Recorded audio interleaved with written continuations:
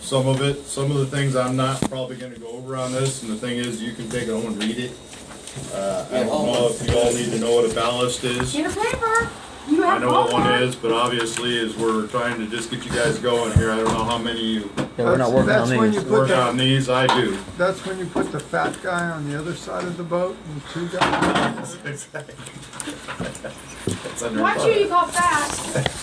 Kevin, this is there's a printout here if you want if you want one. Did you get one, Frankie? Right, you go. Heavy, A little of this terminology, you're probably not gonna understand what the hell I'm saying. So, I don't know if one of these guys can help You when need you're, when you're, translation? when you're done is to help translate what I'm kinda saying. Hey? Thing is, I'm kinda doing this today, we're not doing the amp meter thing, I'm not saying every week we're gonna need an amp meter, that's not the case. The thing is some people know how to read an amp meter, some people don't know how to read an amp meter, some people, Think they know you need to have an amp meter. The thing is just like we just seen me do outside, which was, like I said, I was shaking, which I do when I start working with 440, I do get shaky. Obviously, when I'm gonna put my hand in where one leg is, where it's supposed to be dead, but it's showing a little When bit I on the was meter. holding you for it, So you So both thing of is- be those. double, two of us. I will be upfront with you. I've worked on 12 volt. I've worked on 110. I've worked on lower voltage. I've worked on 220. I've worked on 440. I've worked on 3-phase. I've worked on all that, and I get scared every time I get close to a 440 box, just because that can send you to the ditch. So the thing is, it all depends. It's not always the voltage; it's the amperage that kills you. So if your heart's having a rough day that day, that could be enough to pop you. So the thing is I do get when you see what I just seen, and I don't know, you all didn't all get to look in there. One of the legs is burnt, which is could cause us problems with this. We're gonna have to have an electrician come out because it may have ruined the mag starter, which I showed you that. There's a transformer in there. There's lots of things in there. And if you know how to read all that, you kind of know where to put your fingers and not to. But actually, the mag starter has actually got a burnt. If I was over at my last place, you turn the power off, take the wire out, clean it up, put it back in there, and clean up the wire, put it back in there, and you're good to go. Not all electricians will do that. They'll say, okay, we need to replace the mag starter. Well, there's points in there. On that, there's actually 6 points that go together, and when those get arced, it will cause resistance. Will burn the wire if it's tight, which wasn't really that loose. It'll burn that wire all the way up. So what I'm going to do is go over. I'm trying to make this so where Nick can do it, because I'm think Nick understands somewhat about electricity. I want you guys to be able to take these home. I don't want you to leave them with me. The thing is we're using 3 pages today. The last page where this ends it actually talks about Ohm's law. Actually, the only way you're ever going to really know electricity or be able to feel comfortable doing it to where you can wire something at your house or something like that is you need to know Ohm's law. That is electrons make electricity. Ohm's law is how to figure it out. How much wire you need for how much amperage you're going, by how far you're going to go. There's a calculation of that. There is the next page on this actually goes into how to figure that out, which I don't need you guys to all be studying all that. You can take it home and read it and try to get an idea, because the very first couple pages it really can confuse you. I will draw something sooner or later on the board that may help you try to understand Ohm's law. Basically, we're going to go through the definitions here. It talks about all 3 phases of the electricity, which I'll point those out when we get to them. This is just the very beginning of the Tech Level 5. I'm using this as part of my teaching some of this stuff. Not everything's in there that I think you should know. There are some things in here that obviously I don't think you really need to know unless you decide to get into it. So I've highlighted my words because these are the definitions I'm going to go over. We're going to skip a couple of things because it's stuff that if you become an electrician, yeah, you might be interested in it. If you're not, I'm trying to keep it as simple to work on trucks and maybe feel comfortable working on your house, current, at home. So if you want to get more technical than that, it's obviously you just got to push yourself further and feel comfortable trying to do it. That's what it comes to. If you've never been shocked before, obviously, you all need to be. You don't know what It you're doesn't kill you at home. It doesn't kill you. Here you'll get a burning feeling if you're leaning over touching the battery and holding on to the plus cable and you got wet arms because you're sweating, and all of a sudden you'll feel your arms starting to burn. Well, it's because you're grounding out. You don't want to get a watch between the hot and the hot in the ground, because obviously that will make it hot real quick. So, and I've been there. Like I say, my teacher used to say that he had a permanent wedding ring. He used to wear one of these and got it shorted out. Before he had a chance to pull it away, it had already turned red. So he was able to take his ring off, and it became a permanent burn mark on his hand. Nice. So we talk about jewelry. You got to watch jewelry when you're working on electricity. It's real easy to get caught on something. It's real easy to get caught on a piece of equipment. I used to never wear mine. I do now because I do less work. Obviously, I can tell you that. And I can't get mine off. So that's the other thing is. So I'm just letting you know those are things. I'm not going to go over what Sergio used to go over all the time with, hey, make sure you got your proper PPE. Sometimes plastic gloves is a great thing to have because it will help. It will help possibly keep you from grounding out as long as they're in a hole in the glove. It's kind of like having a good pair of isolated pliers if you're going to be working in somewhere where it's hot. The thing is, as long as it's isolated on the end, you ain't touching the metal, that's your insulation between you and the hot point. So I always recommend turning the power off and making sure it's off. You see what I was doing out there is power is off. Yes, let me check all the legs and make sure they are dead because they can be hot. I've seen that be hot before, and all of a sudden you grab one and it throws a spark at you. So, but you don't care for it. So the thing is you know, like my teacher used to always say, the best tool you ever got for electricity is your fingers. Not meaning to stick your fingers into something. If you feel something's hot, obviously you got a problem. Resistance causes heat. It's something we're going to be going over in Ohm's law. It will develop enough heat to do what it did to that wire. That's not because of something. Something's caused that wire to do what it did, either a bad connection or points being burned or something like that. So a bad connection is going to cause heat. But sometimes when you're working on a truck, you know, having a hard time getting it started or something, you get on there, you grab the hose and the hot post on the starter and it burns the shit out of your finger. Obviously, that's your problem is. So, or I've done before where the hot is cold and the ground is cooking hot. Well, obviously it's the ground side. But when you touch it, you'll feel, ooh, that's fucking hot. So always when you're going to put your hand in somewhere where there is a good possibility, it'll burn you before you get a chance to figure it. It's not going to shock you, it's just going to burn the shit out of your finger. So if you're ever kind of working electrical, heat is a good source for bad connections. If you feel some heat in some areas, or grab the old battery shut off that the wires were going directly to you, grab that fucker and it's hot, there's a lot of resistance in that. Now we pulled them off before, checked for resistance between, there wasn't any. It was enough when you're running 4 batteries through it, but it wasn't with an ohm meter, there wasn't really hardly much resistance in it. So again, sometimes your hands are your best tools. So I'm going to go down this list. I'm going to tell you which ones I'm going to skip as I skip them. We're going to just go here from the automotive technology, which I put on the board that's crooked, so I made it crooked so you guys could all see that. Just kidding you. And of course, we're not here today to sit there and have to listen to the bitching and the moaning about everything. That's this guy's office. It's not mine. So if you got a complaint, Can I bitch? you go right to his office. He needs clothes. Wait till he gets here. Have a seat. So, have your seat and wait. So, anyway, we're going to go over this. The first one is alternating current. That's AC, which we were just working on over there. AC, it's an electrical current which is current periodically reverses in its direction of flow. Most household systems, US, use AC current rated at 120 volts. That cycles 60 cycles per second, where one cycle refers to 2 complete reverses in the direction of flow. So if we're to draw 2 lines up there, you're going to see these lines do this, and going over the top of those 60 times per second. That's why you don't, it's going to talk about ballast in here, we're not going to talk about it. That's why I got to have a ballast up here, otherwise you'd see those lights fluttering. When it comes to a fluorescent tube, a ballast levels that out. So, alternator, an electrical generator which produces alternating current. An ammeter is a device used in measuring current flow at any point in an electrical system. Keep in mind, an ammeter, if you were to take and go from point A to point B and you're wanting to measure what's going through it, you have to go in between it. Somewhere you have to break that line. So the only way to really get an ammeter and put it in a car right is you'd have to sit there and go off the alternator, go up to the ammeter, go off the ammeter back to where it was going. So you would get what's coming out of the alternator or draw. So a lot of people think, well, you just hook the ammeter up. No, it's with the probe. That's great. That's a super spectacular thing.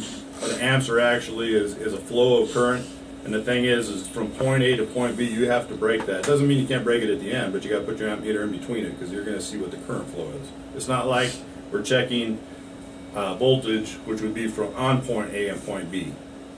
Okay, so you'd have to break it actually to come in between it to where you see the flow. That's the only way to do it correctly. You'll see some trucks, oh, I just ran this little wire. No, if you were to do it right, you have to run a large gauge wire because what goes in, we're just reading it, and it's gotta be the same going out. Again, Ohm's law falls into this because now we've gone a long distance. So, by the time you get to the end, it would be less than what it, because you just want somewhere to go back to it. And so you just used up a lot of resistance. So, that's what an amp meter is. Amp hour, it's AH or APR. The unit of measure which qualifies the amount of, or the amount of current flow from the amount of time. For example, the current of 1 amp draw from a battery for 10 hours will consume 10 amp hours of charge from that battery, fundamentally a measure of electrical charge. So in other words, that's, we use amp hour rating when we're actually loading batteries and stuff like that. That's part of that. We're going to draw so much for so much period of time. AWG, which is the American Wire Gauge, it's a set of standards specifying the diameter of the wire. As we all know, we're running 16 gauge today in our truck. 14 gauge is bigger. Once you get into aughts and stuff, that starts, the gauge goes this way, and then also an aught goes this way. So the numbers go one way, and then once you get to aughts, they start going back downhill. They go the opposite direction. Aught is a lot bigger cable. So I'm going to skip the ballast and charge controller. You guys can read those. That, like I said, I'm just trying to cover the things that you're going to hear more of us talking about in the jobs we do here today. I mean, there is stuff there, but it's really, it's not, you're going to do house wiring, you're going to see more of that. Charge rate, so I'm down to the third one. The amount of energy per unit that is being added to the battery, commonly expressed as a ratio or rate of capacity to charge duration in hours. So in other words, if you're going to charge a battery for a period of time, that's a rate. It's going to get so many amps for so long. Current refers to electrical current, the flow of electrons and electricity. Current is part of what we talk about when we're doing Ohm's law. There is a current there, and the thing is it's the flow of electrons. We got to talk about electrons as we go along here because electrons is what makes electricity. Cycle, one complete charge or discharge cycle of a battery. So in other words, that's a cycle. That's all it is. It's going from one, shutting it off. That's one. You turn it back on, shut it off. That's two. So deep cycle battery. The battery is designed to regularly discharge 80% of its capacity before recharging. A normal battery won't take that. It will fail prematurely because it's not made to deep cycle and go below its loaded rate for a period of time. And the more you do that, the faster that battery is going to fail. So, depth of charge, the amount of energy withdrawn from a battery or cell expressed as a percentage of its rated capacity. Again, with the old days, we used to check with a hydrometer. You can check the acid level. As a battery, if we were to sit there and talk about batteries today, acid goes into the plates and out of the plates. That's what actually makes a acid-filled battery work. When you charge it, it actually comes out. And when it's needing to produce energy, it goes in. So the thing is, that's why you get different cells being at different rates, and that the rate could be on one cell it's less because it's not fully charged. But that actually is, that's what the chemical composition of a battery, and also being negative and positive plates, that going into the lead and coming back out is what actually generates that electricity. So, diode, a semiconductor device which allows electrical current to flow through it in only one direction.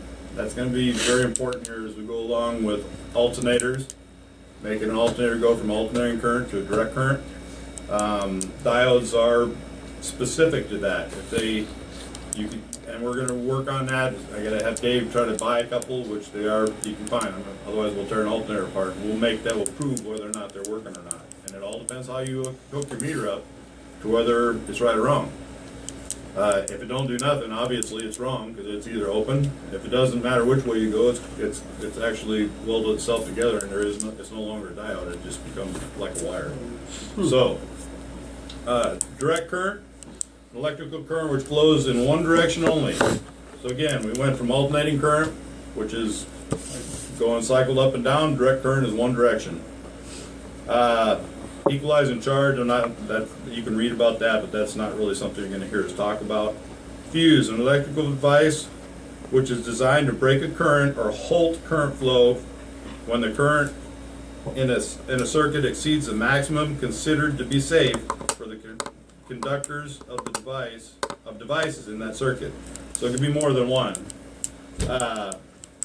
You know, a lot of things, we're feeding one fuse may control 4 or 5 lights if you're looking at it that way. So if you lose the fuse, actually you just lost 4 lights.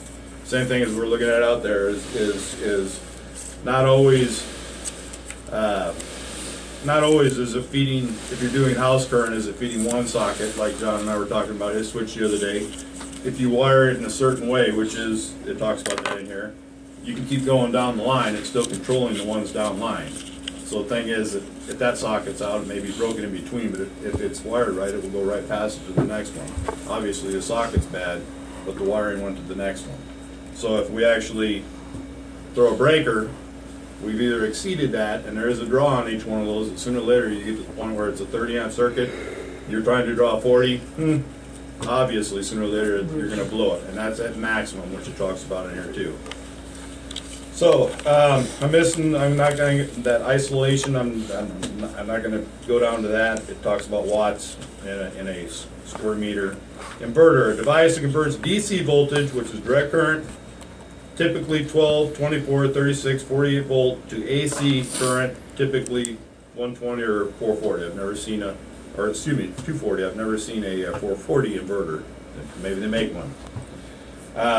Light emitting diode, a semiconductor device composed of a PN junction designed such that the electrons emit visible light during the migration across that junction. Again, it's stuff we start seeing is the more and more that we get into these LEDs and stuff, is there is actually diodes, if you ran a current across them, they'll light up just enough to where you know they're working. And it's all we're doing is watching electrons go through them. That's all we're doing. Is they're just, that's all it's doing. It will light up as soon as you stop the current. They go dead. It's just, you can see the electrons going through them. It's not as though you can see them. The light lights because it's causing it to happen.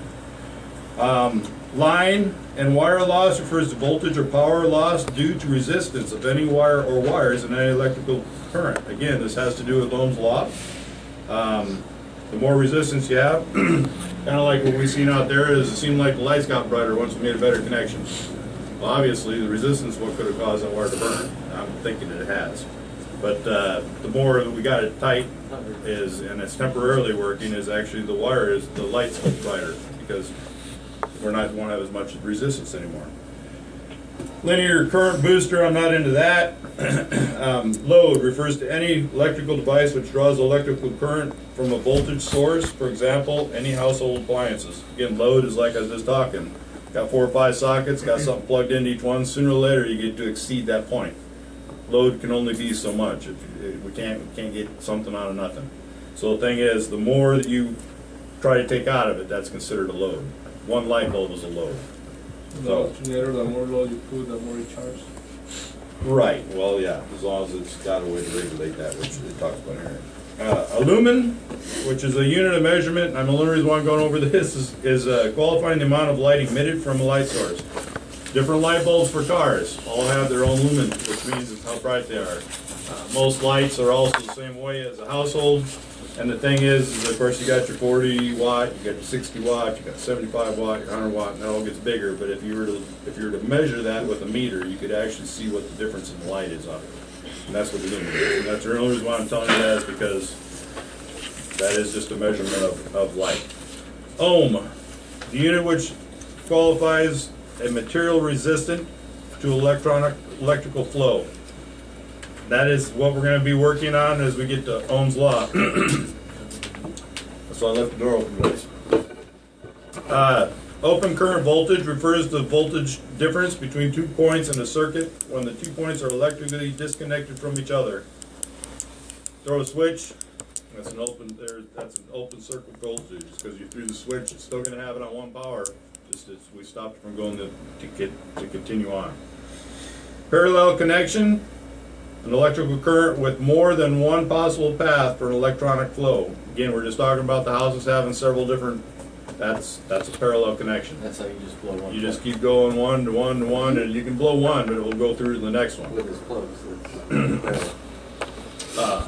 Peak watts, maximum power a device produces or consumes. Again, that's a lot for, you know, what your maximum is. Alternator puts out 120 amps. Watts is different. Watts is more or less a house rating.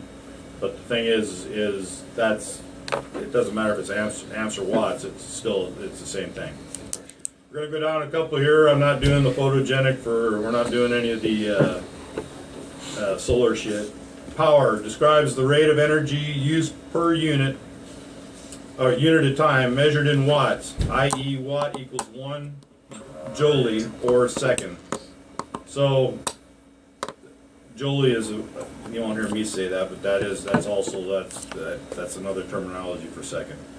So 1 watt equals 1 joule, which is 1 second.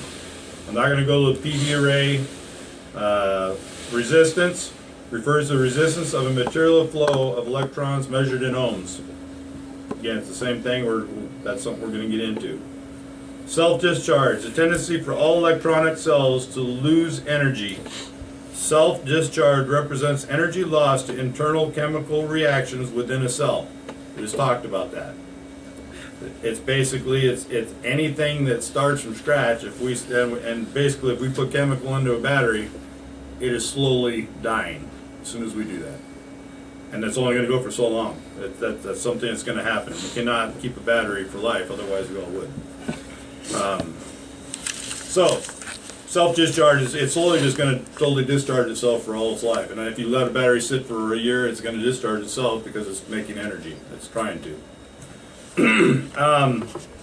Series connection, electrical circuit with only one possible path of electronic flow. So series is totally different than when we talked about parallel, which parallel is just up above. Shunt, I'm not going to talk about that. State of charge, SOC there's an abbreviation for that. A ratio expressed in percent of an energy remaining in a battery in relation to its capacity when full. State of charge. What's the state of charge on a battery when it's 12 volt? Obviously it should be 12 volts. If it's just got charged, it could be 14 volts. But if it's not been charged, obviously you're not going to get 14 volts out of a 12 volt battery. But state of charge is if it just got charged, state of charge would be 14 volts if it just got charged up to 14 volts. So it all depends what that is. Surge capacity refers to the maximum amount of AC power in a converter may deliver to a load or loads for a period of time. Surge capacity, you'll hear it on the inverters when you plug something in and it's going to draw a lot of amperage. You hear the inverter go, and it starts whining because we're getting to the end of that maximum amount of watts it can produce. So that's a surge. It's surging to try to get built up enough, but it's drawing too much. So the thing is you'll hear sometimes inverters whine at you because it's actually asking for more than it's supposed to produce. It should get away on an inverter. It will usually go away. It's trying to get enough there because it's made for household current, not something that's being driven by a battery. So switch, a common device which breaks an electrical circuit, thereby halting the flow of electricity through a circuit. Tracker, I'm not really worried about the array towards the sun. Volt, V, the unit of measurement which verifies or qualifies the difference in a strength of the electric field of 2 points, often referred to as an electrical potential difference. And the last two, voltmeter, a device for measuring the voltage between any 2 points in an electrical circuit. And then we get down here to a watt, the fundamental unit of a measurement of power at a rate of electrical work. 1 watt equals 1 joule or 1 second. I thought that was already on the front. Yeah. It's real repetitive, just like a lot of the stuff. Well, some of the stuff is, where was that? I don't, Peaks watt. that was power. Power is the same thing as watt. Well, because it's all supposed to happen in that 1 It's second. two different words, same meaning. So, I mean, it's kind of a lot of gibberish. Again, if you take this home sometime when you're sitting on the shitter, something like that, decide you want to read about Whap your head with it. Read about how voltage, current, and resistance relate. Again, this is Ohm's law. We'll talk to you about here that we're going to get into some algebra. It kind of is algebra. I mean, it is algebra. But I didn't get past, thank God, much of this algebra compared to what you can do in math. And it is algebra. The thing about electricity, of course, like I said, if you guys get to here, you're pretty much done. If you want to start thinking, you can pay attention to this, and this is actually, these currents is how things do work. And if you start with this, what it should be by the time you make it around the circle. There is more of those mathematical equations in the Tech 5. But this is something we need to actually learn. So if you guys want to read through this a little bit, it gives you the VIE, which or VIR. It talks about their EI E equals IR, but you got E, ER, and I, which is Ohm's law, and it talks about this. It's if you can understand it by reading it, you'll be doing real well. It's not something that you read it and you're going, I have no fucking clue. It kind of just sounds like the same thing from one to the other. It does talk about flow and stuff in here. I'll be drawing a thing on the board, which is what kind of helped me, which is, it basically is Ohm's law, but it's drawn in a real small form up there to where it becomes real simple to go, oh, wow, okay, if I did this, it changes that. So, and that's what Ohm's law is. If you guys got questions, and this is pretty simple, I mean, I'm just trying to give you enough to where one is I don't get to where I can't say that the night shift, that even if Dave listens to me, is they going to get the same wording. We all know it doesn't always happen. But I'm not a teacher. I'm just giving you the things that I know on things that have helped me. It doesn't matter if it's house current or if it's electrical current. It's still the same shit. One just shocks you a little bit harder than the other.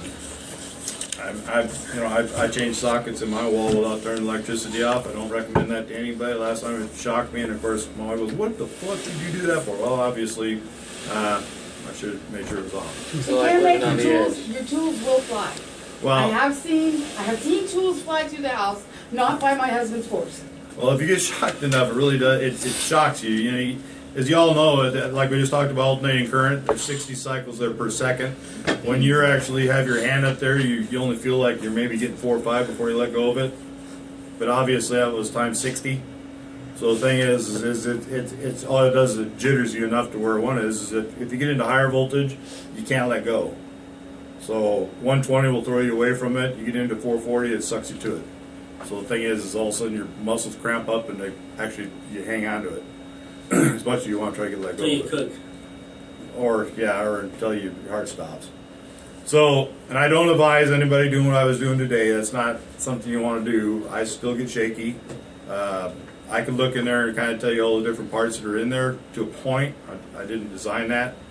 But if I looked at, there is a wiring diagram in there, and if you looked at that wiring diagram, you could tell exactly, if you understand some of the symbols, how that's wired.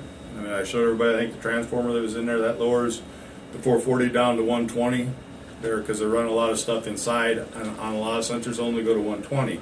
So they have their own transformer sitting there that they run legs to actually bring it down to 120, so now they can wire everything else. So, like I say, once you look at that and you look at the color of wires, that's part of learning electrical, is that you're able to look at that going, okay, so I can see it's 120 now. So when you're testing it, you're not looking for a higher leg than that. Again, we talk about 120, 100, we talk about 220, 240. Those voltages can all sit here and they can bounce around while you're testing them. But 120, you may see 100. Which is okay, you'd rather see 120, but that's because of, again, we're oscillating. So a meter's only going to pick up what's there, and you may see that keep changing in your meter, that it keep moving up and down, because it should be a flat rate, it's not. So that's why you'll see it say 1 to 120, 220 to 240, because you may touch it in there and go, oh, there it's got 240, well that leg is running good. But again, in a house, that always changes. So I tried to make it simple to where Nick can do this also tonight, because I just wanted to read this stuff. It's not these, it's what I'm trying to do is give you this. Basically, if all of a sudden you hear these words, it might give you a little, hey, I know where I got that. I need to go figure out what he just said, because there's something in here that talked about that. And this is, some of these descriptions aren't the way I'd probably say it, but that's what they are. Next time, like I saying, Dave wanted me to make sure y'all had your meters. Try by next month, because if he was be here today, he'd be looking to make sure you had your meter with you. I don't think next month will we really need the meter, but we may draw one up there. Everyone's different. Jonathan's today, and of course I'm sitting there looking at it. His has a wave, which is alternating current, straight line for V with a straight line, direct current. All meters are different. There's none of them. Mine at home says AC, DC when you turn it. So the thing is they all say their own thing, and it's kind of hard to look at one meter and tell you how yours works. But the thing is, obviously, all the same shit's there, unless you don't have a continuity tester on your meter. So, and I don't on the new one I have, but I have an ohm meter on it, so you can test that. So, any questions? I know it's kind of boring. The thing is, some of these classes are going to get boring until we get to the point where we can draw something up there and say, okay, what's happening here? What's going on? I think the positive thing Dave really wants to see out of this, one is you get something out of it. Again, you know, electricity can shock you. Don't fear from that. That's not the case. How to test it?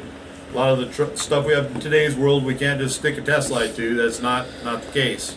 But even if you're working on an LED, because it's got a printed circuit board, unless you're going to take the printed circuit board and try to figure out how each one of those devices work. If it don't work, it don't work, and if it does, it does. If you got juice going to it and a new one works, obviously we just fixed it. But to sit there and take an LED apart and then try to figure out how the printed circuit board works, that would take a while to sit there and look at that, unless you're a really electronics person. It'd be simple for them, but that'd be wasting your time. So hey, if we got the white and the black and we got 12 volts between them, obviously the light's bad. And so the thing is, yes, we were talking about the other day having a test light. That's a great thing, but slowly we're getting away from that. You can put a test light, but you plug it in and it'll tell you if you got 120 plug, or tell you if the ground's bad. But obviously, if you have your meter, you can do all those. So those kind of things are important. And like I say, if you learn enough here, you should be gutsy enough to go home and be able to play with it on your house. I'll try to teach you guys how you can check your antifreeze with the meter. That was another thing my teacher amazed me with, is we can check antifreeze with a meter. So those kind of things is what helps you think about electricity once you get to the point of kind of getting an understanding of it. Is, well, let's go out and check everybody's antifreeze today. And we're not going to check everybody's. We'll bring maybe a couple different things in here, and we'll see what everybody's meter says. Because obviously you can check antifreeze. So, and see what it's kind of what the mix is. It can tell you one from the other, but it ain't going to tell you it's 30% charge. I mean, that's for the drug test.